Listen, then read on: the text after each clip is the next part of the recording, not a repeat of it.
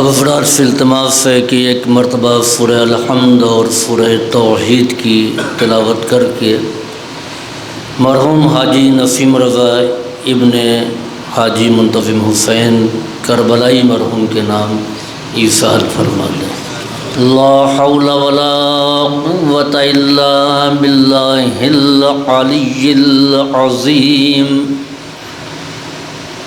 اعوذ باللہ السمیع العلیم من الشیطان اللعین الرجیم۔ بسم اللہ الرحمن الرحیم۔ الحمد للہ الذی ہدانا لہذا وما كنا لنهتدی لولا ان ہدانا اللہ۔ لقد جاءت رسل ربنا بالحق۔ الصلاة والسلام التحیۃ والاکرام على صاحب الحوض الکوثر والخطبۃ والمنبر والرکن والمشعر والوجہ الانور والخد الاقمر والجبین الازہر والنسب الاطہر صاحب الفضل والعطاء والجود والسخاء والنور والضیاء العبد المؤید والرسول المسدد مولانا ابی القاسم محمد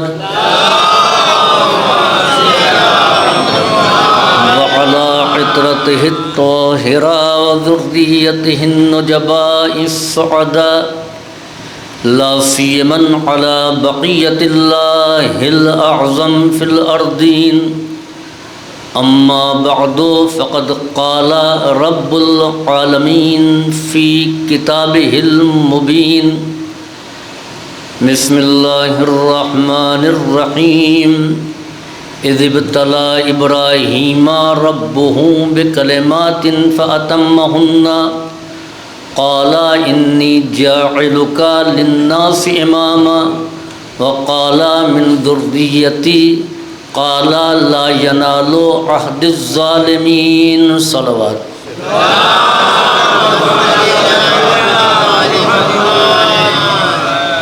یہ مجلس ایک ایسے مرد مومن کی ہے کہ جو دوران حج صفا اور مروہ کے درمیان سعی کرتے ہوئے اپنے مالک کی بارگاہ میں چلے گئے۔ عنوان حج ہونا چاہیے تھا اور میں نے یہ سوچا بھی تھا، مگر آج تاریخ ہے شہادت امام محمد باقر علیہ السلام۔ بس اتنا ایک جملہ میں کہنا چاہوں گا کہ متواتر روایات اہل بیت سے یہ ثابت ہے کہ شرائط کے ساتھ جس نے حج کو کیا اور حج کر کے وہ فارغ ہوا تو گناہوں سے ایسے ہی پاک ہوتا ہے جیسے اس دن پاک تھا جب دنیا میں پہلا قدم رکھا تھا۔ تو یہ بات تو طے ہے، انسان خطاؤں کا پتلا ہے، معصوم نہیں ہے، لیکن یہ بات طے ہے کہ حج کے دوران موت آ گئی تو ظاہر سی بات ہے کہ اس سے پاکیزہ موت اور کیا ہو سکتی ہے۔ تو عزیزوں، آج کی تاریخ کی مناسبت سے تھوڑی دیر امامت کسے کہتے ہیں اور پھر چند ایک گوشے امام محمد باقر علیہ السلام کی فضائل کی۔ قرآن کریم جناب ابراہیم کے امتحان اور امتحان میں کامیاب ہونے کے بعد منصب امامت پر فائز ہونے کا ذکر کر رہا ہے۔ وہ ابراہیم جو نبی بھی ہیں، رسول بھی ہیں، اللہ کے خلیل بھی ہیں، لیکن کسی ایک منصب کے لیے جناب ابراہیم کو امتحان نہیں دینا پڑا۔ امامت وہ منصب ہے جو بغیر امتحان کے نہیں ملتا۔ اذ ابتلی ابراہیم ربہ، جب ابراہیم کا امتحان ان کے پروردگار نے لیا، فَأَتَمَّهُنَّ، اب نزاکت اس لفظ کی یہ ہے کہ مترادف لفظ ترجمے کے لیے نہیں ہے۔ وہ اتنا سمجھ لیے کہ جب وہ کامیاب ہو گئے اور کامیاب ہوئے 100%، اس لیے کہ کامیابی کا فیصد بھی ہوتا ہے۔ 50 نمبر لانے والا بھی کامیاب ہوتا ہے، 60 والا بھی کامیاب ہوتا ہے، 70 اور 80 والا کامیاب ہوتا ہے، 90 نمبر پانے والا بھی کامیاب ہوتا ہے، 99 اور 100% والا بھی کامیاب ہوتا ہے، لیکن ہر ایک کی کامیابی کی نوعیتیں الگ الگ ہوتی ہیں۔ چنانچہ سلطان المدارس جو ایک قدیم دینی ادارہ ہے، ایک زمانے میں اکابر علماء وہاں پر تھے۔ وہاں پر ایک استاد تھے، ان کا نام تھا عبد الحسین، اور ان کو بابائے منطق کہا جاتا تھا۔ عبد الحسین صاحب کو فقہ کا ممتحن بنا دیا گیا، اور انہوں نے کاپی جانچی، نمبر بھی دیے، 60 نمبر، 65 نمبر، 70 نمبر، 80 نمبر تک دیے انہوں نے، اور سب کو ناکام لکھا۔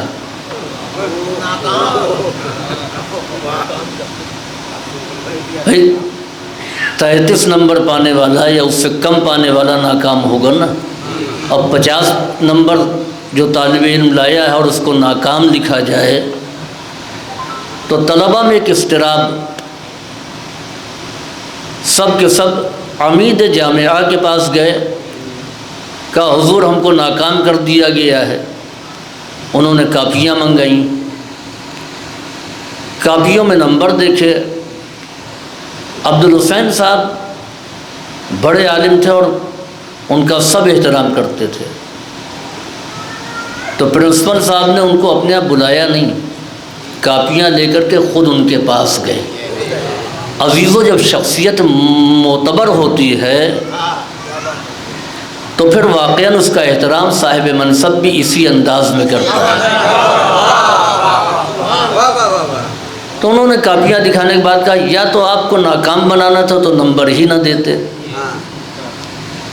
نمبر دیا ہے تو کامیاب لکھ دیتے۔ کہا یہ امتحان کسی اور سبجیکٹ کا ہوتا، صرف کا ہوتا، نحو کا ہوتا، منطق کا ہوتا تو میں ان کو کامیاب لکھتا۔ یہ فقہ کا موضوع ہے، فقہ کا مضمون ہے، اس میں 100% کامیاب ہونا چاہیے۔ مسئلہ اگر آپ کوئی بتائیں اور 90% صحیح بتایا اور 10% غلط بتا دیا تو وہ عمل بھی نہیں کر پائے گا۔ تو جناب ابراہیم کامیاب ہوئے 100%، فَأَتَمَّهُنَّ، اور انہوں نے اس کو مکمل کیا، 100% کامیاب ہوئے۔ اب جب کامیاب ہوئے تو اس کا رزلٹ کیا آیا؟ انی جاعلک للناس اماما، میں تم کو لوگوں کا امام بنا رہا ہوں۔ جناب ابراہیم نے ابھی تک تمام منصب پانے کے بعد کوئی درخواست نہیں کی تھی، یہاں پر فوراً ایک درخواست پیش کر دیا، وقال من ذریتی، پروردگارہ میری ذریت میں بھی یہ منصب ہونا چاہیے۔ اب یہ جواب نہیں دیا کہ نہیں ملے گا، اور نہ یہ کہا کہ مل جائے گا۔ کہ لا ینال عہد الظالمین، میرا یہ عہد، میرا یہ منصب ظالم تک نہیں پہنچے گا۔ یہ نہیں کہا کہ ظالم نہیں پا سکتے، کسی چیز کا نہ پانا اور ہے اور کسی چیز کا نہ پہنچنا اور ہے۔ گورنمنٹ بہت سی اسکیمیں لاتی ہیں اور اس میں گورنمنٹ نے جگہ معین کر دیا کہ اس جگہ سے آپ کو فوائد مل جائیں گے۔ آدمی گیا، اس نے کوشش کی مگر نہیں پا سکا، آ کر کے بیٹھ گیا۔ گورنمنٹ نے طریقہ بدلا کہ اب کسی کو آنا نہیں ہے، ہم خود پہنچائیں گے۔ اب جو اہل ہوگا، جو شرطوں کو پوری کرتا ہوگا، اس تک وہ اسکیم پہنچ جائے گی۔ اگر منصب امامت کوشش کے ذریعے پایا جا سکتا ہوتا تو خدا کہتا کہ ظالمین نہیں پا سکتے، کہ نہیں یہ منصب پہنچ نہیں سکتا، تو اس کے معنی یہ ہے کہ منصب خدا کی طرف سے ہے، پہنچانے والا بھی خدا ہے۔ جہاں صلاحیت ہوگی وہاں یہ منصب پہنچے گا۔ وَجَعَلْنَاهُمْ أَئِمَّةً يَهْدُونَ بِأَمْرِنَا، اور ہم نے ان کو امام بنایا، وہ ہمارے امر کے ساتھ ہدایت کرتے ہیں۔ وَجَعَلْنَا مِنْهُمْ أَئِمَّةً يَهْدُونَ بِأَمْرِنَا لَمَّا صَبَرُوا، اور ہم نے بنی اسرائیل میں سے کچھ لوگوں کو امام بنایا، کیوں؟ اس لیے کہ ان کے اندر صلاحیت صبر پائی جاتی تھی۔ تو عزیزو، امامت ایک ایسا موضوع ہے کہ جس کا ذکر سال بھر ہوتا رہتا ہے۔ ہر مجلس اور ہر عشرے میں امامت کو عنوان بنایا جاتا ہے، مگر ساتھ ساتھ ستم ظریفی یہ ہے کہ امام کون ہے یہ سب جانتے ہیں، امامت کسے کہتے ہیں بہت کم لوگ جانتے ہیں، کہ خود امامت کیا ہے۔ ابھی پوچھ لیا جائے تو سب بتا دیں گے کہ امام 12 ہیں، اول کون ہے، آخر کون ہے، پہلے امام کے معجزات کیا ہیں، آخری امام کی غیبت کی کیفیات کیا ہے، یہ سب بتا دیں گے، لیکن امامت کسے کہتے ہیں یہ بتانے والے بہت کم ہیں، یہ جاننے والے بہت کم ہیں۔ اور امامت کے مسئلے کو نہ جاننا کہ امامت کسے کہتے ہیں، اس کی وجہ یہ ہے کہ جب امامت کا تصور ہی نہیں پایا جاتا ہے، جب یہ نہیں معلوم کہ امامت کا اسلامی تصور کیا ہے، تو پھر دقت آتی ہے کہ امام کس کو کہیں اور کس کو نہ کہیں۔ امامت کو طے کر لیا جائے تو پھر امام کون ہے یہ بھی طے ہو جائے گا، مگر امامت کو نہیں طے کر سکے، اس کے تصور کو دھندلا کر دیا، اور جتنا امامت کا تصور دھندلا ہوتا جائے گا اتنے ہی دعوی امامت کرنے والے بڑھتے جائیں گے۔ یہ معلوم ہوتا کہ امامت کہتے کسے ہیں تو ہر ایک کو امام کہنے کے لیے ہم تیار نہیں ہوتے۔ جس طریقے سے خدا کسے کہتے نہیں معلوم، اگر یہ معلوم ہوتا کہ خدا کسے کہتے ہیں تو پتھر خدا نہ بنتے، چاند اور سورج خدا نہ قرار پاتے، پہاڑ معبود نہ تسلیم کیے جاتے، دریاؤں کی پرستش نہ ہوتی، اس لیے کہ خدا کا تصور تو ہے، خدائی کسے کہتے نہیں جانتے۔ زمانے جاہلیت میں خدائی کا تصور نہیں تھا، خدا کا تصور تھا، لہذا جس پر چاہا خدائی کو اس پر منطبق کر دیا۔ کسی نے دریاؤں پر خدائی کو منطبق کیا، کسی نے پہاڑوں پر، کسی نے بتوں پر، کسی نے چاند اور سورج پر۔ کیوں؟ وجہ یہ ہے کہ خدا کا تصور ہے، خدائی کسے کہتے یہ نہیں جانتے۔ اگر یہ معلوم ہوتا کہ خدائی کسے کہتے ہیں تو ظاہر بات ہے کہ ہر کس و ناکس کی عبادت نہ ہوتی۔ انبیاء کرام نے، اور یہ عجب بات ہے کہ پڑھے لکھے ہیں، عقل مند ہیں، بتوں کو اپنے ہاتھوں سے بنا رہے ہیں اور پھر اسی کے آگے سجدہ ریز ہو رہے ہیں، اسی کو معبود تسلیم کر رہے ہیں۔ کیوں؟ اس لیے کہ خدا یہ جانتے ہیں، خدائی کسے کہتے ہیں یہ نہیں جانتے ہیں۔ یہ تصور تو بہرحال ہے کہ خدا کے بغیر کوئی نظریہ نہیں ہو سکتا، خدا کے بغیر کوئی مذہب نہیں چل سکتا ہے، خدا کے بغیر کوئی قوم نہیں رہ سکتی ہے، خدا کے بغیر کوئی سماج منظم نہیں رہ سکتا ہے۔ ایک انگریز فلسفی نے کہا اگر خدا نہیں بھی ہے تو ہم کو ایک خدا بنانا پڑے گا معاشرے کو منظم کرنے کے لیے۔ خدا ہونا چاہیے، چاہے وہ ہمیں بنائے یا ہم اس کو بنائیں، چاہے وہ ہمارا خالق ہو یا مخلوق ہو۔ تو خدائی کا تصور تھا۔ انبیاء کرام نے آنے کے بعد میں لوگوں کو یہ نہیں بتایا، اس پر بحث نہیں کی کہ خدا کو مانو، خدا کو نہیں منوایا، خدائی کو منوایا کہ خدا کہتے کسے ہیں۔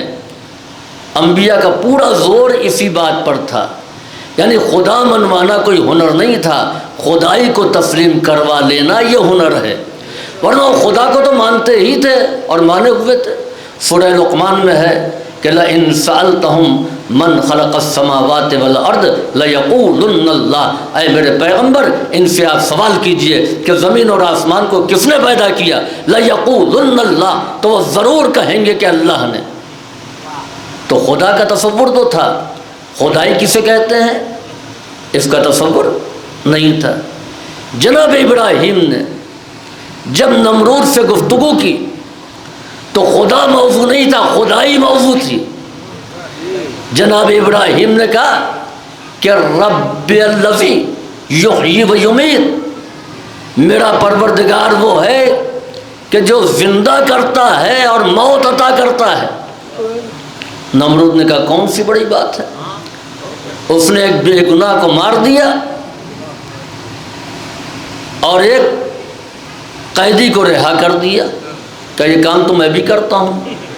تو معلوم یہ ہوا کہ اس کو یہ تو نہیں معلوم تھا خدائی کسے کہتے ہیں، یہ بھی نہیں معلوم کہ موت کسے کہتے ہیں، حیات کسے کہتے ہیں۔ جو قیدی کو رہا کرنے کو زندگی کہہ رہا ہو، بے خطا کی جان لینے کو موت کہہ رہا ہو، تو یہ بھی نہیں جانتا۔ جناب ابراہیم اس کو سمجھاتے رہے، بتاتے رہے، مگر وہ اسی پر اڑا رہا۔ جناب ابراہیم نے دلیل دی کہ احیاء موتا کسے کہتے ہیں، مگر وہ ماننے کو تیار نہیں، دلیلیں پیش کرتے رہے۔ جب دلیلوں سے اور معقولات سے وہ قانع نہیں ہوا تب آپ نے محسوسات کا سہارا لیا۔ ہر مبلغ کو چاہیے کہ پہلے معقولات سے سمجھائے، اور جب معقولات سے نہ سمجھ سکے سامنے والا تو پھر اس کو محسوسات سے سمجھائے۔ اب جناب ابراہیم نے کہا کہ ہمارا پروردگار وہ ہے جو سورج کو مشرق سے نکالتا ہے، فاتح بہا من المغرب، تو تم مغرب سے نکال دے، یعنی مشرق سے نکلتے ہوئے سب دیکھ رہے ہیں، اب تو بھی دکھا دے۔ اب یہاں پر وہ لاجواب ہوا، تو اس کے معنی یہ ہے کہ پہلے معقولات اور جب عقلی دلیلیں کام نہ آئیں تو اس کے بعد محسوسات کا سہارا لیا جاتا ہے، اور محسوسات وہ ہے کہ جو اچھے اچھے کو لاجواب کر دیتے ہیں۔ نمرود جیسا خدائی کا دعویٰ کرنے والا بھی خاموش رہا۔ اب یہ ایک جملہ کہہ کر کے اس کو امامت سے قریب کر دوں، پیغمبر اسلام نے 23 سال تک یہ سمجھایا کہ امامت کسے کہتے ہیں، امام کیسا ہونا چاہیے، ہادی کیسا ہونا چاہیے، رہبر کیسا ہونا چاہیے، جانشین نبی کو کیسا ہونا چاہیے، آپ سمجھاتے رہے۔ جب کسی کے سمجھ میں نہیں آیا تو آخری وقت میں پیغمبر نے محسوسات کا سہارا لیا اور دونوں ہاتھوں پر بلند کیا، کہا من کنت مولا ہو فہذا علی مولا۔ عزیزوں، جیسے نمرود خاموش ہو گیا، یہاں پر نمرود صفت افراد بھی خاموش رہے، بلکہ بڑھ بڑھ کے مبارکباد پیش کرنے لگے۔ صلوات بھیجیے بر محمد و آل محمد۔ جب یہ طے ہو جائے کہ خدا کسے کہتے ہیں تو پھر یہ دیکھا جائے گا کہ اس کے مقابلے میں خدائی کا دعویٰ کرنے والے اس لائق ہیں یا نہیں ہیں۔ لیکن جب یہی نہیں معلوم ہے کہ خدائی کسے کہتے ہیں، وہ قدیم ہے، قادر ہے، عالم ہے، مدرک ہے، حی ہے، مرید ہے، متکلم ہے، صادق ہے، اور جب تک ان چیزوں کو انسان نہیں پہچانے گا تب تک نہیں جانے گا کہ خدائی کس کو کہتے ہیں۔ اسی طریقے سے نبوت کسے کہتے ہیں جب تک نہیں سمجھے گا تو نبی کون ہو سکتا ہے یہ بھی نہیں جانے گا۔ اسی طریقے سے جب تک امامت کو نہیں سمجھے گا، امامت یعنی امام میں 135 صفات کا ہونا ضروری، اور ہر کوالٹی ٹاپ کے اوپر، یہ نہیں کہ کوئی کوالٹی کم ہے اور کوئی زیادہ ہے۔ ایک آدمی ہے میتھ میں بہت اچھا ہے لیکن انگلش کمزور ہے، انگلش بہت اچھی ہے سائنس میں کمزور ہے۔ نہیں، امام کی جتنی کوالٹی ہے وہ سب کے سب ٹاپ پر، ہر صفت، یعنی امام اپنے زمانے میں اس سے بڑا کوئی عالم نہیں ہوگا، اس سے بڑا کوئی صابر نہیں ہوگا، اس سے بڑا کوئی شاکر نہیں ہوگا، اس سے بڑا کوئی عابد نہیں ہوگا، اس سے بڑا کوئی زاہد نہیں ہوگا، اس سے بڑا کوئی سخی نہیں ہوگا، اس سے بڑا کوئی شجاع نہیں ہوگا، امام سے بڑا کوئی شجاع نہیں ہوگا۔ اکثر شعراء جذبات میں بڑھ کر کے جناب عباس کی شجاعت امام حسین اور امام زین العابدین سے بڑھا دیتے ہیں۔ اگر ان کی شجاعت زیادہ ہوتی امام حسین سے تو امام یہ ہوتے، امام حسین نہیں ہوتے۔ اس لیے کہ امام کہتے ہی اسی کو ہیں کہ جس کی شجاعت سب سے زیادہ ہو۔ اب علماء علم کلام کیا کہتے ہیں؟ علماء علم کلام کہتے ہیں کہ الامامۃ ہی ریاست العامہ فی امور الدنیا والدین۔ امامت ایک عام حکومت ہے جو دین کے معاملات میں بھی اور دنیا کے معاملات میں دونوں میں اس کی حکومت۔ ہم نے کیا دیکھا کہ امام تو بنا لیے کہ امور دین میں ان کو امام، یہ 4 امام ہیں، ان کی 4 فقہ ہے اور امور دین میں ان کی باتیں مانی جائیں گی۔ تو ہم نے امور دین میں ان کو حاکم سمجھا، مگر امور دنیا میں یہ حکومتوں کے نوکر نظر آئے، یہ حکومتوں کے ملازم نظر آئے۔ اور پھر یہ کون افراد؟ یعنی امام محمد باقر اور امام جعفر صادق علیہ السلام نے فرصت میں جو مدرسہ قائم کیا تھا اس میں 4000 علماء تھے، طلبہ نہیں، کم عمر نہیں، فنون اور علوم کے ماہرین تھے، اور ان میں 28 ایسے تھے کہ جنہوں نے امام جعفر صادق علیہ السلام کے زمانے میں ان کے مقابلے میں امامت کا دعویٰ کیا۔ اب کسی کی امامت چلی اور کسی کی نہیں چلی۔ اچھا، امامت بھی چلے گی، ماننے والے مانیں گے تو چلے گی، نہیں ماننے والے مانیں گے تو بس یہی فرق پہچان لیے کہ امت کے بنائے ہوئے امام کی امامت ماننے والوں سے چلتی ہے، اللہ کے بنائے ہوئے امام کی امامت ماننے والوں کی محتاج نہیں ہوتی۔ کوئی مانے تب بھی وہ امام ہے اور نہیں مانے تب بھی وہ امام ہے۔ کسی کو مکے والوں نے سہارا دیا، کسی کو مدینے والوں نے، کسی کو عجم والوں نے، کسی کو حکومتوں نے سہارا دیا، تو اس طریقے سے امامت چلی۔ مگر اس سے اندازہ لگائیے کہ انہی میں امام اعظم بھی تھے،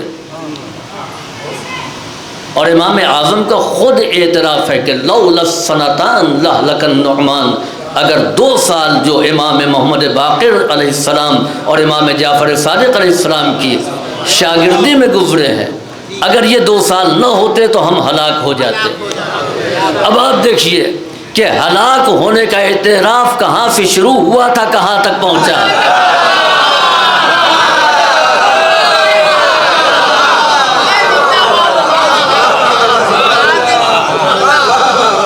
یعنی وقت کے امام نے ہلاکتوں سے بچایا ہے. تو یہ جو امام بنے اور ان کو امت امام مان رہی ہے، اب ذرا سوچئے کہ وہ کتنے عظیم امام ہوں گے کہ جن کے پڑھائے ہوئے وہ امام بن گئے. بس فرق یہ ہے کہ باقی جو امت کی نگاہ میں امام ہیں اور یہ خدا کی نگاہ میں امام ہیں، یہ خدا کی نگاہ میں امام. تو امامت جو ہے وہ ریاست ہے اور حکومت ہے، امور دنیا میں بھی امور دین میں. ہم نے یہ دیکھا کہ تخت خلافت اور حکومت پر آنے والا وہ دنیا کے معاملے میں تو خود مختار ہے، لیکن جب دین کا معاملہ آیا تو کہا ان سے پوچھو.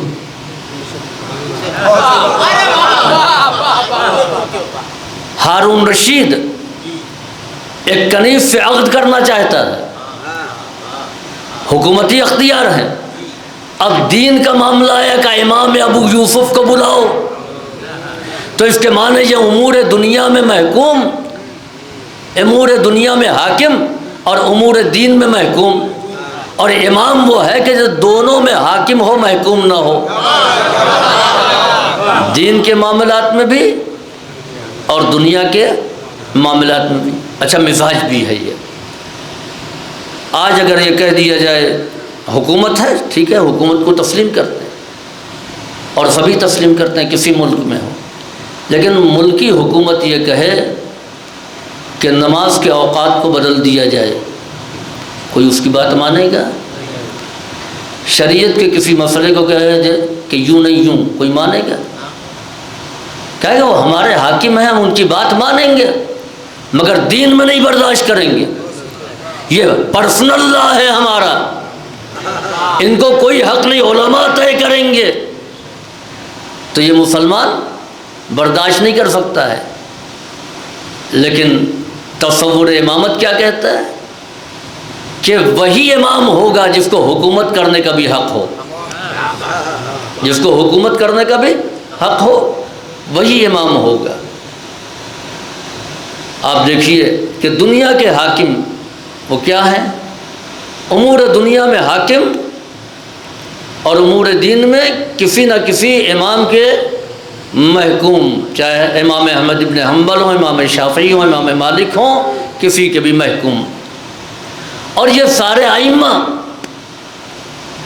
یہ امور دین میں حاکم، یہ فیصلہ کرتے یوں کرنا چاہیے اور میری نظر یہ ہے، مگر امور دنیا میں محکوم امام وہ ہوتا ہے، یعنی عالم وہ ہوتا ہے کہ جو نہ امور دین میں کسی، یعنی امام وہ ہوتا ہے کہ جو نہ امور دین میں کسی عالم کا محتاج ہو اور نہ امور دنیا میں کسی حاکم کا محتاج ہو.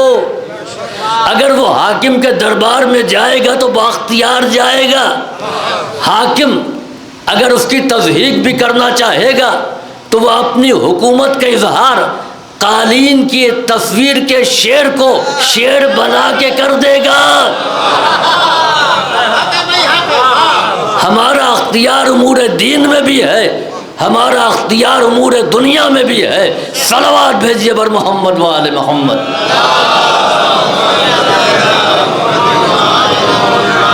اور اسی کی کتنا سی مثال ہے، جس زمانے میں آیت اللہ خامنئی صدر جمہور تھے تو کانفرنس ہوئی تھی ائمہ جمعہ کی، بہت سے لوگ گئے تھے. انہوں نے نماز جمعہ پڑھائی، خطبہ دیا، نماز پڑھائی. عالم اسلام کے بڑے بڑے قاری اس میں تھے، سب نے پلٹ کر کے بیک زبان کہا کہ شیعوں میں ایسی قرأت، اور وہ بھی ایک صدر جمہور، پریزیڈنٹ. کوئی قاری ہوتا، کوئی عالم ہوتا، کوئی وہ ہوتا ہے پریزیڈنٹ، لیکن کیا عمدہ خطبہ اور کیا عالم. ہم نے تو کسی دنیا کی حکومت کے اتنے اسلامی ممالک ہیں کسی پریزیڈنٹ کو ایسا نہیں پایا۔ اب یہیں سے ان کی غلطی تھی، وہ یہ سمجھ رہے تھے کہ ایک پریزیڈنٹ ہے جس نے آ کر کے نماز پڑھا دی، وہ یہ نہیں دیکھ رہے تھے کہ پہلے سے ایک عالم دین امام جماعت تھا جو پریزیڈنٹ بن گیا، یعنی اس کے پاس دنیا کی بھی حکومت ہے، دین کی بھی حکومت ہے، دین کے معاملات بھی یہی طے کرے گا، دنیا کے معاملات بھی یہی طے کرے گا۔ صلوات بھیجیے بر محمد وآل محمد۔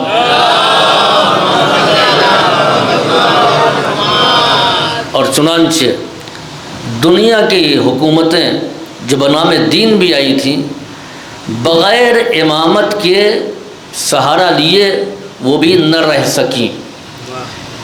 امام محمد باقر علیہ السلام، ان کا ایک شرف یہ ہے کہ ہاشمی بین الہاشمیین وعلوی بین العلویین، یعنی آپ دونوں طرف سے ہاشمی ہیں اور دونوں طرف سے علوی ہیں۔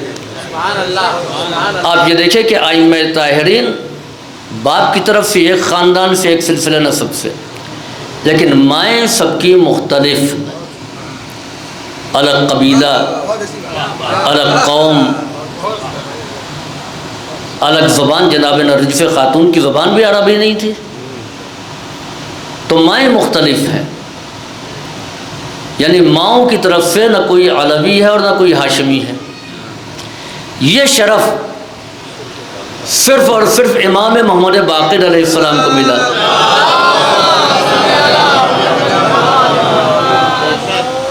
والد گرامی علی بن الحسین، والدہ فاطمہ بنت حسن، یعنی باپ بھی علوی اور ماں بھی علوی۔ اور یہ باپ اور ماں علوی ہی نہیں، آپ دیکھیے کہ سلسلہ نسب میں اگر کسی کے نانا جو ہیں وہ کمال پر ہیں تو دادا نہیں ہیں، دونوں ایک جیسے نہیں ہیں۔ اگر باپ امام ہے، دادا امام ہے تو نانا امام نہیں ہے، ہم رتبہ تو بہرحال نہیں ہے۔ خود یہ شرف جو امام حسن امام حسین سے شروع ہوتا ہے کہ جیسا نانا اللہ نے ان کو دیا کسی کو نہیں دیا، مگر دادا وہ تو اس منصب پر نہیں ہے نا۔ لیکن یہ شرف صرف اور صرف تمام ائمہ میں امام محمد باقر علیہ السلام کو حاصل ہے کہ دادا اور نانا دونوں جنت کے سردار، دادا اور نانا دونوں امام۔ اور سلسلہ امامت میں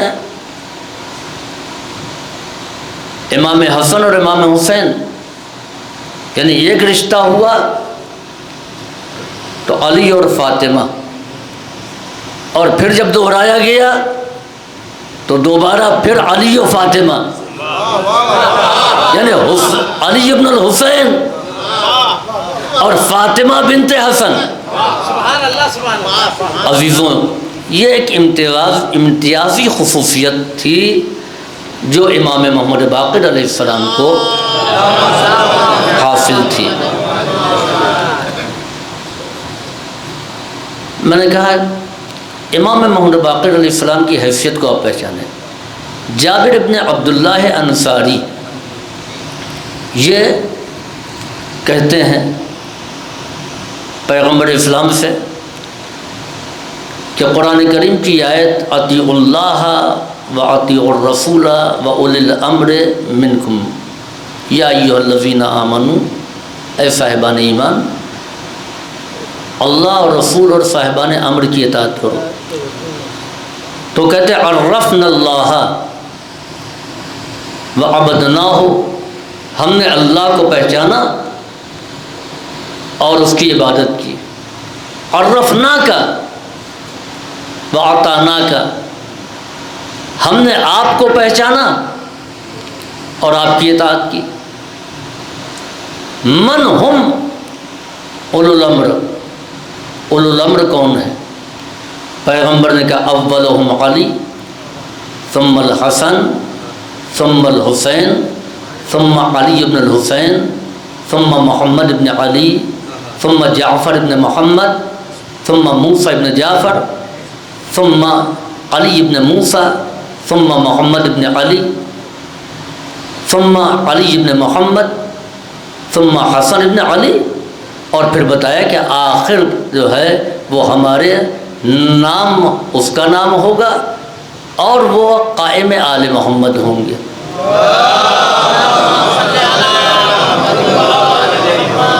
امام حسین اسی اثنا میں پیغمبر کے پاس آ گئے، 3-4 سال کا سن، اور پھر اس کے بعد پیغمبر اشارہ کرتے ہیں امام حسین کی طرف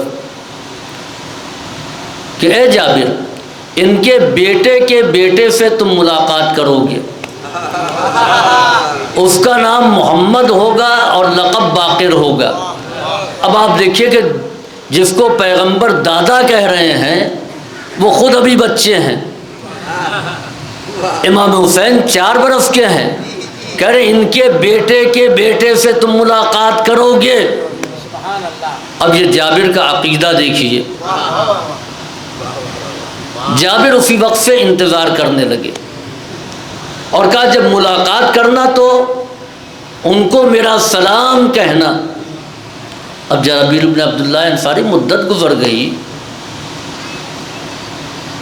پیغمبر اسلام نے 7-8 ہجری میں کہا تھا جابر سے، مدت گزر گئی، اور آخر میں امام محمد باقر علیہ السلام کو تلاش کر رہے تھے، نابینا ہو گئے تھے، جابر تلاش کرتے تھے۔ ایک دن جابر جا رہے تھے، امام محمد باقر علیہ السلام نے جابر کو روکا اور کہا میرے جد نے جو سلام کہلایا تھا وہ سلام مجھ تک پہنچا دیجئے۔ عزیزوں، حیرت کی بات تو یہ نہیں کہ جناب جابر کو سلام پہنچانا تھا، پیغمبر نے کہا، جابر نے یہ بات اپنے ذہن میں رکھ لی، جابر ہی جانتے تھے، مگر امام محمد باقر علیہ السلام اس سلام پیغمبر کے بارے میں علم رکھتے تھے جو سلام پیغمبر نے ان کی پیدائش سے پہلے کہلوایا تھا۔ اب عزیزوں، پیغمبر کی حیثیت پہچانیے کہ ہر نماز کے بعد مسجدوں سے یا نبی سلام علیہ کی آواز گونجتی ہے یا نہیں گونجتی ہے؟ آپ تشہد میں السلام علیکہ یا ایھا النبی پڑھتے یا نہیں پڑھتے؟ تو پورا عالم اسلام پیغمبر کو سلام کہہ رہا ہے، جس کو پورا عالم اسلام سلام کہے وہ پیغمبر جس کو سلام کہلائے اسے محمد باقر کہتے ہیں۔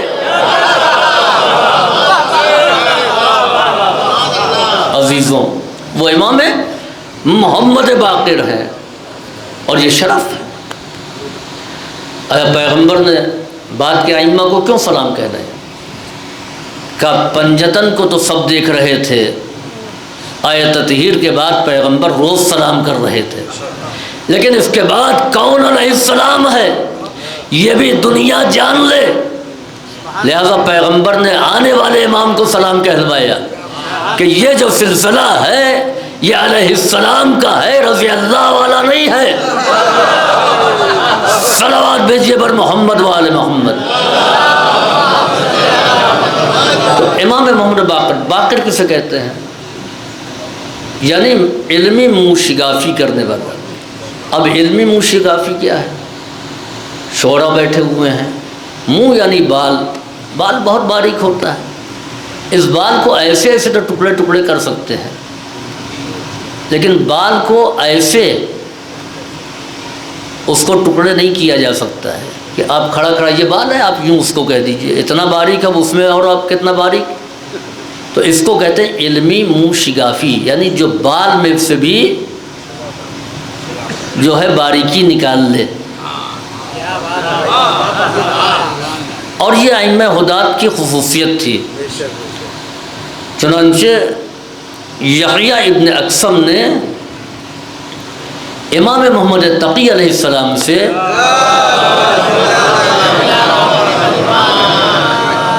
ایک سوال کیا، اور یہ بھی یاد رکھیے کہ مسائل میں مشکل مسئلہ حج کا ہوتا ہے کہ مبتلا بے نہیں ہے نا. اب تو جانے لگے ہمارے یہاں بھی حاجی، ورنہ کہاں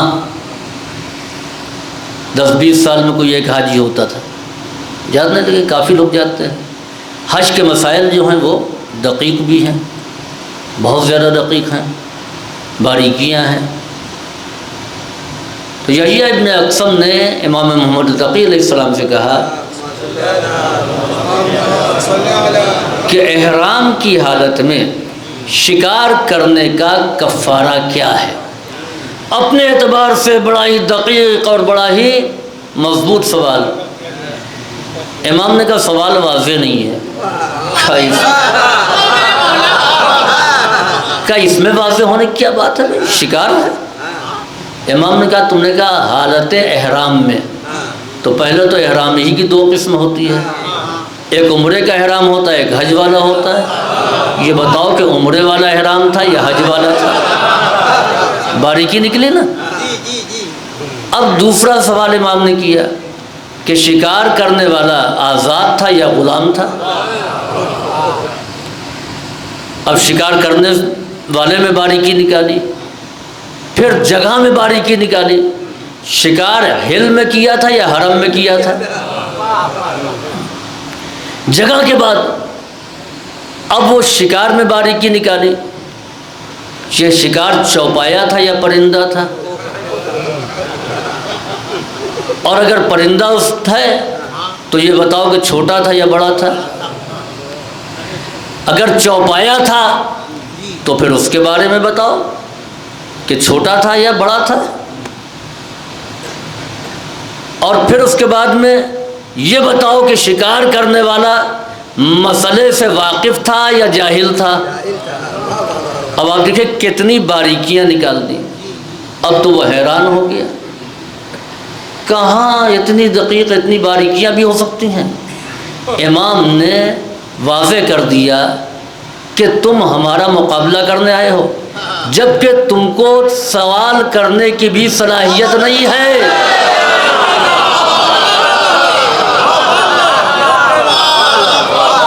جس میں سوال کرنے کی صلاحیت نہ ہو وہ جواب کیا دے گا؟ تو یہ باریکی نکالی. تو امام محمد باقر علیہ السلام یعنی مسائل میں باریکیاں نکالنا. چنانچہ امام سے پوچھنے والے نے پوچھا، بہت سے لوگ تھے، امام محمد باقر علیہ السلام سے کہ آیت ہے یا ایھا الذین آمنوا اذا قمتم الی الصلاۃ فاغسلوا وجوہکم وایدیکم الی المرافق وامسحوا برؤوسکم وارجلکم الی الکعبین. یہاں پر وضو کا حکم ہے کہ اے صاحبان ایمان، جب تم نماز کے لیے کھڑے ہو تو تم اپنے چہروں کو دھلو. فاغسلوا وجوہکم، اپنے چہروں کو دھلو، وایدیکم، اور اپنے ہاتھوں کو الی الکعبین، یہاں تک. وامسحوا برؤوسکم وارجلکم، اور مسح کرو اپنے سروں کا اور پیروں کا الی الکعبین یعنی گٹے تک. تو یہ بتائیے کہ ہاتھوں کے دھونے کی حد تو بتا دی کونیوں تک، مسح کرنے کی حد بتا دی، لیکن چہرے کے دھلنے کی کوئی حد نہیں بتائی. تو چہرہ پورا دھلا جاتا ہے، یہ اتنا حصہ، یہ انگوٹھے اور درمیان والی انگلی کے درمیان جو آ جائے یہ پورا دھلا جائے گا. مسح جو ہے وہ سر کے اگلے حصے پر کیا جاتا ہے. کیوں نہیں پورے سر کا مسح کیا جاتا ہے؟ جیسے چہرہ پورے چہرے کو دھلا جاتا ہے وضو میں، تو جیسے پورا چہرہ دھلا جاتا ہے ویسے ہی پورا سر بھی مسح کرنا چاہیے. اس لیے کہ جہاں پر حد بندی کی گئی ہے تو وہاں پر جو ہے وہ کہہ دیا گیا کہ الی الکعبین، یہاں گٹوں تک مسح ہوگا، اور الی المرافق وہاں کونیوں تک ہے۔ چہرے میں حد نہیں معین کی گئی تو پورا چہرہ دھلا جاتا ہے۔ اسی طرح سر میں بھی حد معین نہیں کی گئی تو سر کے اگلے حصے کا ایک جز کا مسح کیوں ہوتا ہے؟ اب آپ دیکھیے کہ باقر کی دقیق نظر، امام علیہ السلام نے فرمایا کہ بے سبب البا، بے کی وجہ سے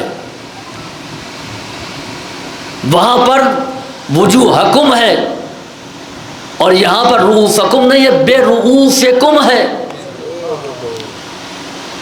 یا تو یہ مانو کہ یہاں پر بے ہے تو اس کے کچھ معنی ہیں، اور یا یہ مانو کہ اللہ نے ایک بے معنی لفظ استعمال کیا ہے۔ غلطی سے آ گیا، خدا بھول گیا معاذ اللہ، کہ یہ بے کی وجہ سے ہے۔ اگر پورے سر کا دھلنا ہوتا تو یہاں پر لفظ بے نہیں آتا، بے کی وجہ سے اسی لیے ایک جز کا مسح کیا جائے گا۔ چنانچہ ایک امام نحو تھے قابلیت ماب، انہوں نے کہا کہ یہ کہاں سے ہے کہ بے جو ہے وہ جز کو بتائے، چوتھائی کو بتائے، اور آدھے کو بتائے، اور تہائی کو بتائے۔ بے تو اتصال کے لیے آتا ہے، اور ایک ہی مثال ہے، علماء بیٹھے ہوئے ہیں نحو کی تمام کتابوں میں آپ دیکھ لیجئے تو ایک ہی مثال ہے، اور وہ ہے کیا کہ مررت بالجدار، میں دیوار سے متصل ہو کر کے چلا۔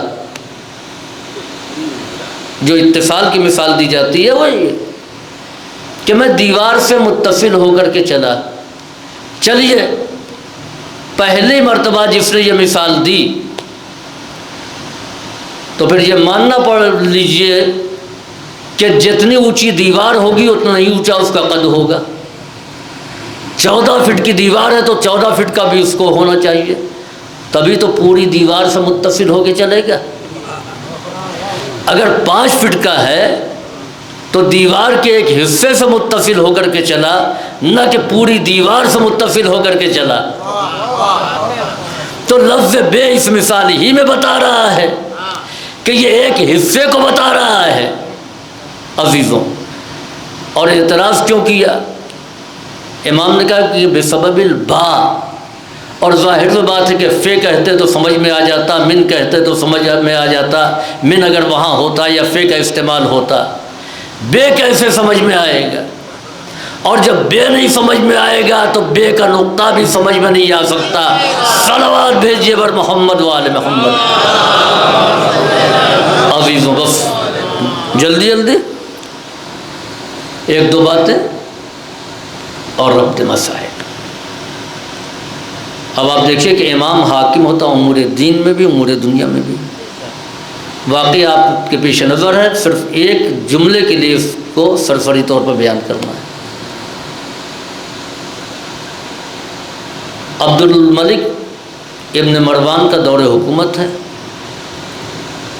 اور کاغذ پہلے مصر میں بنتا تھا، اور مصر رومیوں کے زیر اثر تھا۔ وہاں پر کاغذ میں ایک ٹریڈ مارک ہوا کرتا تھا، اور وہ رومی زبان میں تھا جس کو کوئی سمجھتا نہیں تھا۔ سن 75 ہجری کی بات ہے کہ عبد الملک ابن مروان نے کہا اس میں یہ ہے کیا؟ تو کہا کچھ لکھا ہوا رومن میں، کہا ترجمہ کرواؤ۔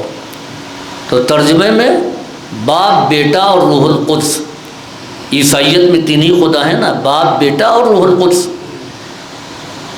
عبد الملک نے اس کو دیکھنے کے بعد میں کہا او ہو، توحید کی حکومت میں تثلیث کی ترویج، عقیدہ تثلیث کا، یہ کیسے ہو سکتا ہے؟ کہا اس ٹریڈ مارک کو ختم کرو، شہد اللہ انہ لا الہ الا ہو، اللہ یہ گواہی دیتا ہے کہ اس کے علاوہ اور کوئی خدا نہیں ہے، اور یہ ٹریڈ مارک ہو گیا۔ یہ خبر روم تک پہنچی تو بادشاہ روم نے تحائف بھیجے اور اپنے قاصد کو بھیجا اور جا کر کے اس عبد الملک ابن مروان سے یہ درخواست کی کہ آپ اسی ٹریڈ مارک کو رہنے دیجئے، اس لیے کہ پوری دنیا میں وہ پھیل گیا ہے۔ آپ اپنا ایک ٹریڈ مارک واپس لے لیجئے۔ اس نے تحفے واپس کر دیے اور انکار کر دیا۔ آخر میں اس نے خط لکھا۔ اس زمانے میں اسلامی سکے نہیں تھے، کرنسی اسلامی نہیں تھی، کرنسی روم سے آتی تھی۔ تو اس نے کہا کہ اگر تم نے اس ٹریڈ مارک کو رائج نہیں کیا تو ہم سکوں پر تمہارے پیغمبر کے خلاف باتیں لکھوا دیں گے، اور وہ سکے عالم اسلامی میں رائج ہو جائیں گے۔ اور پھر ایک جملہ لکھا کہ اب اپنی پیشانی کے پسینے کو رومال سے پوچھ ڈالو، مشکل مسئلہ۔ چنانچہ اس نے تمام اہل خبرہ کو بلایا، صاحب الرائے کو بلایا اور کہا کہ اس سلسلے میں آپ بتائیں کہ کیا کرنا چاہیے۔ سب حیران و پریشان، کسی کی کوئی بات جچی نہیں۔ تو اس کا جو وزیر تھا ابن زنبع، اس نے کہا علیک بالباقر، تمہارے لیے ضروری ہے کہ امام محمد باقر سے رجوع کرو۔ اگر کوئی مسئلہ حل کر سکتا ہے تو وہ امام محمد باقر ہے۔ امام محمد باقر کے پاس اس نے پیغام کہلوایا اور کہا بڑے ہی احترام سے ان کو بلا لاؤ۔ چنانچہ امام محمد باقر علیہ السلام مدینے سے آئے شام، اور وہ کہتا ہے، اب آپ دیکھیے کہ اگر عقیدہ ہی گمراہ کر دیا جائے اور مسلمان ہی منحرف ہو جائیں تو کاہے کا خلیفۃ المسلمین، حکومت کاہے کی رہ جائے گی۔ امام کو دیکھتے ہی یہ کہا کہ آپ اپنے جد کے دین کی حفاظت کیجئے، یعنی جب حکومت خطرے میں تو آپ کے جد کا دین، اور جب حکومت کرنی ہے تو ہمارے باپ کا مذہب۔ کیا بات ہے؟ مسئلہ پیش کیا گیا۔ امام نے کہا جیسا میں کہوں ویسا کرو، تم اس کے قاصد کو قید کر لو، جو سفیر ہے اس کو جانے مت دو، اور جتنے بھی کاریگر تمہارے پاس ہیں سب بلا لو، جو لوہے کو اور سونے اور چاندی کو ڈھالتے ہوں۔ سیسے کا سانچہ بنواؤ اور ان سانچوں میں سکے ڈلواؤ جس میں ایک طرف کلمہ لکھو لا الہ الا اللہ محمد رسول اللہ، اور دوسری طرف سکے کی قیمت اور سن لکھو۔ اس طریقے سے لوہے کے، پیتل کے، چاندی کے، سونے کے مختلف قیمتوں کے سکے رات و دن ڈھلنے لگے۔ اس کے بعد جب سکے ڈھل گئے تو امام نے کہا تمام مملکت اسلامیہ میں، ایران میں، مصر میں اور باقی علاقوں میں سب جگہ یہ سکے بھجوا دو، اور یہ اعلان کروا دو کہ اب رومی سکے جو ہیں وہ کالعدم قرار دیے جاتے ہیں، لین دین میں، خرید و فروخت میں وہ نہیں قبول کیے جائیں گے، اور جس کے پاس کرنسی ہے وہ کرنسی لے کر کے آئے اور ٹریزری سے نئے اسلامی سکے لے کر کے جائے۔ اب آپ دیکھیے، امام نے بھی کہا کہ نوٹ، اب اس زمانے میں نوٹ نہیں سکے تھے، تو کہہ دیا جائے سکہ بندی کیا جائے، مگر اس طریقے سے نہیں، پہلے نئے سکے لے آؤ تب پرانے سکے بند کرو۔ چنانچہ سب کو سکے لا کر کے اعلان کر دیا گیا اور سب اپنے سکے لے آئے اور آ کر کے بدل دیا۔ اس کے بعد سفیر روم سے کہا کہ تم جاؤ اپنے ملک اور قیصر روم سے کہہ دو کہ اس کی جو مرضی ہو وہ کرے، اسلامی حکومت میں تمہارے سکے منسوخ کر دیے گئے ہیں۔ چنانچہ سفیر نے کہا وہاں تو یہ ہو گیا، کہا یہ کیسے ہوا؟ کہا کہ رسول کی نسل سے مدینے سے کسی کو بلایا گیا تھا جس نے نئے اسلامی سکے ڈھلوا دیے۔ قیصر روم نے کہا کہ جب تک خاندان رسالت کا کوئی محافظ موجود ہے اسلامی سرحدوں پر آنچ نہیں آنے والی ہے۔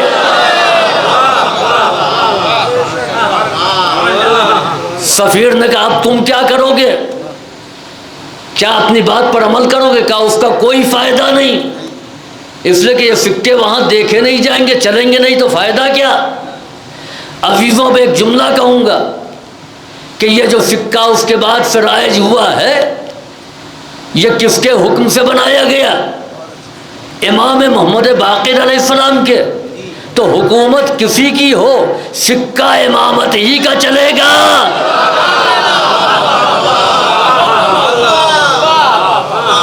یہ سکہ امامت کا چلے گا۔ عزیزوں، امام محمد باقر علیہ السلام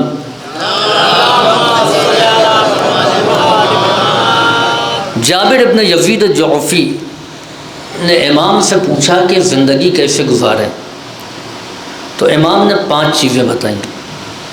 ان ظلمت فلا تظلم، وَإِنْ خَانُوكَ فَلَا تَخُنْ۔ ان ظلمت، تمہارے اوپر ظلم ہو تو تم خبردار ہرگز ظلم نہ کرنا۔ ان خانوں کا، اگر تم سے خیانت کی جائے تو تم خیانت نہ کرنا۔ خیانتیں بہت طریقے کی ہوتی ہیں، لوگ سمجھتے ہیں کہ پیسہ دبا لیا وہی خیانت ہے، نہیں، کسی کی بات کو نشر کر دینا بھی خیانت ہے، کسی کے راز کو ظاہر کر دینا بھی خیانت ہے۔ اگر کسی نے تمہارے راز کو ظاہر کیا تو تم اس کے راز کو ظاہر مت کرو۔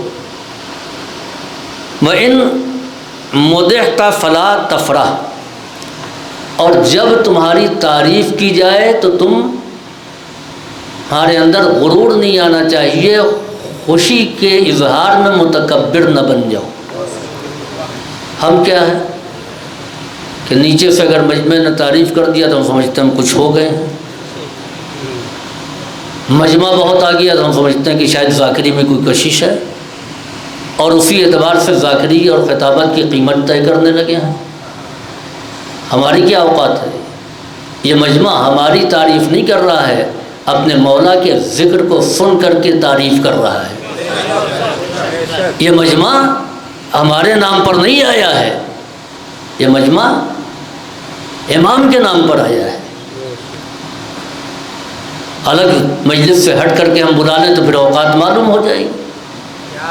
تو پہلی چیز یہ ہے کہ کسی قسم کا، یعنی اگر تعریف کی جائے تو تعریف کرنے کے بعد میں کہیں سے بھی ذہن میں غرور اور گھمنڈ نہیں آنا چاہیے۔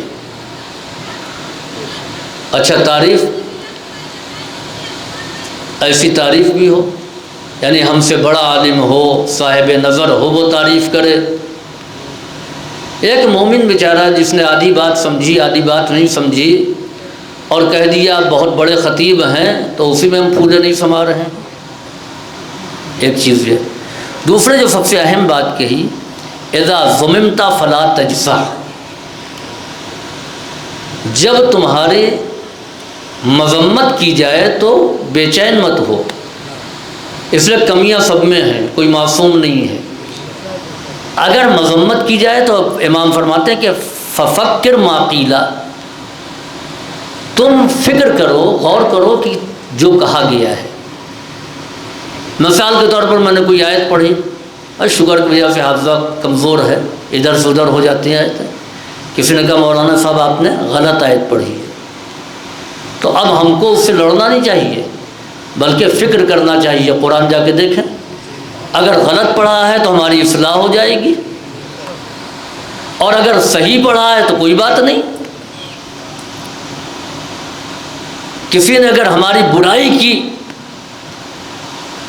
تو ہم کو سوچنا چاہیے واقعاً یہ عیب ہمارے اندر پایا جا رہا ہے، اور اگر عیب پایا جا رہا ہے تو ہمیں متوجہ ہونا چاہیے اور متوجہ ہو کر کے اس عیب کو اپنے سے دور کرنا چاہیے، اور اگر وہ عیب نہیں پایا جا رہا ہے تو بھی مطمئن ہو جائے کہ ہمارے اندر یہ برائی نہیں، تب بھی وہ برائی کر رہا ہے، تو اس کا یہ فائدہ ہوگا کہ اس کی نیکیاں ہمارے نامہ اعمال میں اضافے کا سبب بنیں گی۔ اس کی نیکیاں ہمارے نام عمل میں، اور واقعاً اس کا عملی مظاہرہ کر کے بتایا ہے کہ جو برائیاں کر رہے تھے وہ 40,000 ممبروں سے برائیاں کر رہے تھے، تو برائیاں وہ کر رہے تھے، نیکیاں ان کے گھروں میں آ رہی تھیں۔ تو اس کے بارے میں ہمیں غور و فکر کرنا چاہیے۔ عزیزوں، آج اسی امام معصوم کی شہادت کی تاریخ ہے، اور یہ وہ امام ہے کہ جس نے واقعہ کربلا کو اپنی نگاہوں سے دیکھا ہے۔ امام محمد باقر علیہ السلام کربلا میں سب سے کم سن تھے، جناب سکینہ سے بھی چھوٹے تھے، 3.5 سال کی عمر تھی آپ کی، اور اس 3.5 سال کی عمر میں امام محمد باقر علیہ السلام نے 3 دن کی بھوک بھی برداشت کی اور 3 دن کی پیاس بھی برداشت کی۔ جب کوئی لاشا مقتل سے آتا تھا تو ہمارا کمسن امام اس لاشے کے پاس جا کر کے عکس فسانی کرتا تھا، آنسو بہاتا تھا۔ امام محمد باقر نے کبھی جناب قاسم کی لاش کے ٹکڑے دیکھے، کبھی انہوں محمد کے خون میں ڈوبے ہوئے جنازے دیکھے، اور کبھی امام پانی کا انتظار کر رہے تھے، کوئی اور نہیں جناب عباس گئے تھے پانی لینے کے لیے، اور جناب سکینہ بار بار کہہ رہی تھی، جو عمر میں اور رشتے کے اعتبار سے بھی امام محمد باقر سے بڑی تھی، رشتے میں پھوپھی تھی، گھبراؤ نہیں ہے محمد باقر، ہمارا چچا اگر پانی لے کر کے آئے گا تو میں اپنے سے پہلے تم کو پانی پلاؤں گی۔ اے محمد باقر، ہم دونوں سے چھوٹا ہمارا بھائی علی اصغر ہے، ہم اس کو پہلے پانی پلائیں گے۔ اور عزیزوں، جب عالم قریب آیا، جناب سکینہ نے بچوں کو بلایا، اے بچوں آؤ، اے محمد باقر تم بھی آؤ۔ لیکن جب علم قریب آیا تو چچا کو نہ پایا، بابا کے ہاتھوں پر علم اور مشکیزہ چھدا ہوا، پانی بہا ہوا، ایک جملہ کہا، این امن العباس حل یجاہد، اے بابا میرے چچا کہاں گئے، کیا وہ جنگ کر رہے ہیں؟ اے میری پارے جگر، تمہارا چچا شہید ہو گیا، تمہارا چچا نہیں آیا، تمہارے چچا کا دونوں بازو قلم کر دیا گیا۔ ارباب عزا، امام محمد باقر نے وہ منظر بھی دیکھا کہ جب کڑی الجوان علی اکبر جو امام کے چچا ہوتے ہیں، ان کا لاشا امام حسین سے نہیں اٹھ رہا تھا، آپ نے آواز دی، اے بنی ہاشم کے بچوں آؤ۔ عجب نہیں ان بچوں میں امام محمد باقر بھی ہو۔ اے دادا، چچا کا لاشا نہیں اٹھ رہا ہے تو میں بھی حاضر ہوں۔ عزیزوں، کربلا وہ کربلا ہے جس میں 3 امام بیک وقت موجود تھے، امام حسین تھے، امام زین العابدین تھے، امام محمد باقر تھے۔ ارباب عزا، جس وقت امام زین العابدین غش کے عالم میں تھے، اس وقت امام زین العابدین کے شانوں کو جناب زینب نے ہلایا، اے بیٹا دیکھو یہ زمین ہل کیوں رہی ہے، یہ سیاہ اور سرخ آندھیاں کیوں چل رہی ہیں؟ آپ نے کہا، اے پھوپھی اماں ذرا خیمے کا پردہ ہٹائیے۔ خیمے کا پردہ ہٹایا گیا، باپ کے سر کو نو کے نیزہ پر دیکھا، ایک جملہ کہا، السلام علیک یا ابا عبداللہ، السلام علیک یا ابن رسول اللہ۔ اپنے بابا کو زیارت پڑھتے ہوئے دیکھ کر کے عجب نہیں امام محمد باقر نے بھی دیکھا ہو اور کہا ہو، السلام علیک یا جدہ۔ یہ وہ امام ہے جس نے اپنے دادا کے سر کو نو کے نیزہ پر دیکھا۔ اور پھر اس کے بعد میں جب خیام میں آگ لگائی گئی، چادریں چھینی گئی، تو ان میں امام محمد باقر بھی تھے۔ جب تماچے لگائے جا رہے تھے تو تماچے کھانے والوں میں کمسن امام محمد باقر بھی تھے۔ جب خیمے جل رہے تھے تو انہی جلے ہوئے خیموں کے درمیان امام محمد باقر بھی تھے۔ ارباب عزا، جب اہل حرم اسیر ہوئے تو امام محمد باقر نے 2 منظر دیکھا، دادا کے سر کو نو کے نیزہ پر دیکھا، بابا کے ہاتھوں ہاتھوں میں ہتھکڑیوں کو دیکھا، گلے میں توق دیکھا، کمر میں لنگر دیکھا، پاؤں میں بیڑیاں دیکھا۔ اس عالم میں امام سجاد کو راہوں کو طے کرتے ہوئے دیکھا، وہ امام جس نے 3.5 برس کی عمر میں اتنے مصائب برداشت کیے ہو، اتنے جنازوں پر جس نے ماتم کیا ہو، وہ امام 114 ہجری میں ہمارے درمیان سے زہر کے سبب سے رخصت ہو گیا۔ ہشام بن عبد الملک نے مدینے کے گورنر ابراہیم بن ولید کو حکم دیا کہ امام کو زہر دے دیا جائے۔ رات بھر ہمارا امام زہر میں تڑپتا رہا۔ وصیت لکھی امام جعفر صادق کو کہ تم ہی مجھے قبر میں اتارنا میرے لال، تم ہی مجھے دفن کرنا، مجھے غسل دینا، کفن پہنانا، اور دیکھو میرے ترکے میں سے ایک مخصوص رقم میری عزاداری میں صرف کرنا۔ اس لیے کہ کربلا کی یادگار میں سے میں آخری یادگار تھا جس کو انہوں نے شہید کر دیا۔ امام محمد باقر شہید ہو گئے، امام جعفر صادق نے کفن پہنایا، امام جعفر صادق نے نماز جنازہ پڑھی، ہزاروں کا مجمع تھا، کتنے شاگرد تھے، ہر طرف سے مجمع کا ہجوم تھا جو جنازے کے ساتھ چل رہا تھا۔ عجب نہیں، روح امام محمد باقر آواز دے، اے دادا، اے میرے بابا، میں شرمندہ ہوں، میرے جنازے میں اتنے لوگ ہیں، میرا لال میری نماز جنازہ پڑھا کر کے مجھے دفن کرنے والا ہے، ہائے میرے جد مظلوم، لاشا پڑا ہوا تھا، کوئی بھی غسل دینے والا، کفن پہنانے والا نہ تھا۔ جسم کا عریان طریح علی الثری وعلیک خیول الظالمین تجول۔ اے مظلوم حسین، آپ کا جسم سرزمین کربلا پر پڑا ہوا تھا بے کفن، اور ظالم اس پر سے گھوڑے دوڑا رہے تھے۔ فیعلم الذین ظلموا ای منقلب ینقلبون الا لعنۃ اللہ علی القوم الظالمین۔ ربنا تقبل منا انك انت السميع العليم اللهم افعل بنا ما انت اهل ولا تفعل بنا ما نحن اهل بجاہ محمد وآلہ الطاہرین۔ آپ حضرات سے التماس ہے کہ ایک مرتبہ سورہ الحمد اور سورہ توحید کی تلاوت کر کے الحاج نسیم رضا کربلائی مرحوم ابن الحاج منتظم حسین کربلائی مرحوم کے نام ایصال فرمائیں۔